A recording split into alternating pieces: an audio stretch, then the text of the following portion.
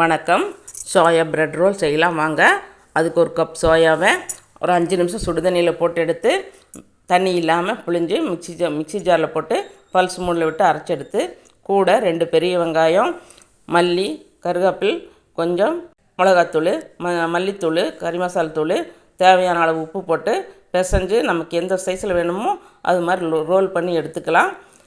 ப்ரெட்டை கொஞ்சம் தேய்ச்சி விட்டு அந்த ரோல் பண்ணதை வச்சு உள்ளே வச்சு மைதா பேஸ்ட்டு போட்டு ஒட்டி எண்ணெயில் போட்டு எடுத்தால் சுவையான ப்ரெட் சோயா ரோல் ரெடி.